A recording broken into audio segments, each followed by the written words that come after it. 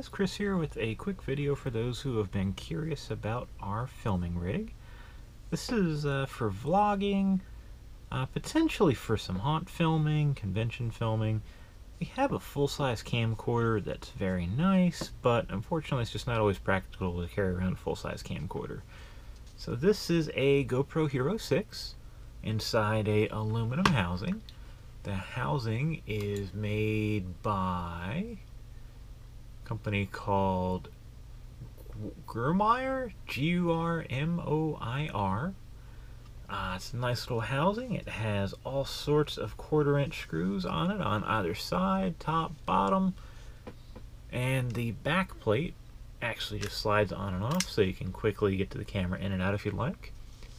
For those familiar with the Hero 6, you know that the audio on it is not so great, mostly because it is an intrinsically waterproof camera, at least when you have the side audio door installed. And unfortunately, waterproof microphones just usually don't sound as good as their non-waterproof counterparts.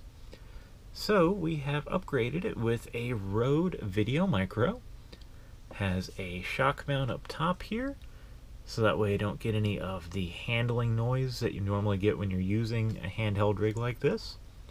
Unfortunately, with the Hero 6 you have to use this giant, huge, ugly audio adapter that goes from USB-C to USB output if you need it, or the audio input, and this powers a microphone.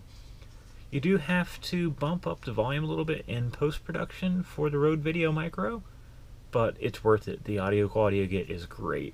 The shock mount's nice, and what comes in handy for me, since a lot of the videos I'm filming things from behind, I can just easily flip it around backwards, and here I am operating the camera, and the microphone's right there. So you should definitely notice a bump up in audio quality, especially when we're outdoors, because this is a directional microphone, so all of the bug noises and whatnot should be a little more minimized, and you'll actually hear me instead of just the crickets or whatnot at night. You do have to keep it back in the shoe a little bit, just so the windsock doesn't show up in the image. It's not too bad. You'll notice the windsock kind of has a direction that it's thinner. Try to keep that lined up. The light here is a Ulanzi L1. It's an LED light. They say it's waterproof. They say the USB micro charging port is waterproof. I'm not sure how much I truly trust that statement, but so far so good. It's LED. They claim a very long run time, and I actually am inclined to believe it. It has, I think it's 4 levels of brightness there. As you can tell, the 4th level is pretty bright. It's a very nice wash. There's not much of a spot to it. On the screen there, obviously, you see a bright spot, but it's not a individual spot. It's just a very nice round wash with no hot spot right in the center. So that's worked very well. I just have that threaded directly to the side of the mount here using a double 1/4-inch male mounting thread.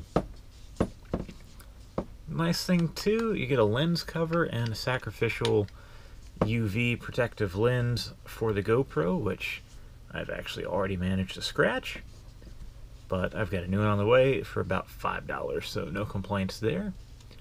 We did, in order to assemble all of this, have to get what they call a cheese mount in the camera world.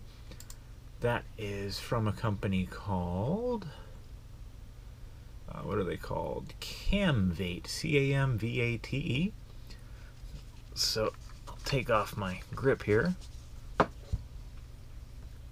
Standard 1/4-inch mount goes into the aluminum GoPro housing, and then there's just mounting screws everywhere on this. I just have the audio adapter zip tied on. I didn't really want to go with sticky solutions, anything like that. Plus this is nice and secure, it doesn't move any, it doesn't make any sound. But I can take it off in a hurry if need be. I screw my hand grip in. Breaks down nice, quick, and easy. And that is our Hero 6 rig. Looking forward to using this for filming at the haunt. It's a little less imposing than the camcorder we had, Plus, I had no good way to mount a light and an external microphone to the camcorder. The camcorder had a hot shoe. We tried using Scorpion mounts. Let me grab one here. There we go. We tried using this here Scorpion mount with the camcorder because it has both a microphone built in and a shoe for a light. Unfortunately, though, a couple issues. One, the microphone just wasn't quite as high quality as the hot shoe mic that I have for the Canon camcorder. Two, the windsock doesn't come with a hole so you can plug in, and you lose your mount for your light when you put the windsock on. So unfortunately, this mount wasn't too great.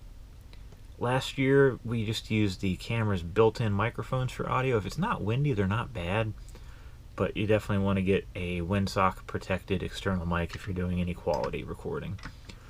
One last thing, for convention show floors, when we're indoors and there's no wind to worry about, we also have this Wingsland gimbal. You can't turn it on without a camera in it, or otherwise it goes a little crazy. Oh, what is it on right now?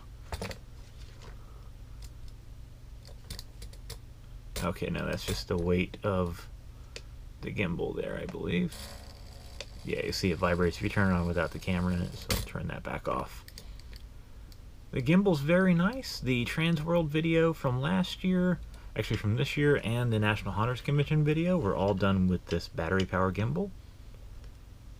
The drawback, it is my second one. The first one developed a strong lean to one side and a vibration when the camera was in it. Hopefully this one holds up a little better. And it looks like the manufacturers discontinued these, unfortunately, which is a shame because the orange and black color scheme is just a little bit too perfect for us. So, going with the Hero6, which has internal stabilization, recording this video on the Hero4, which doesn't have that internal stabilization, or at least not nearly the same quality. But you can get nice video on the 4 with the gimbal, and just as good video on the 6 without. So hopefully you'll see the improvement in the quality on the channel as we go. And occasionally you will see the camcorder come out. That's going to be for bigger events, for actual hunt filming. Just the sheer nature of the aperture. The Hero6 has a decent sized lens to it. It can capture quite a bit of light, but the camcorder is almost double the size, so it does a little better in low light. So that is our current rig. Any questions, let us know. And down below, I've put in links for all the different products. We have an affiliate program with Amazon, so if you purchase anything that we recommend, it helps us out a little bit. Hope it helps.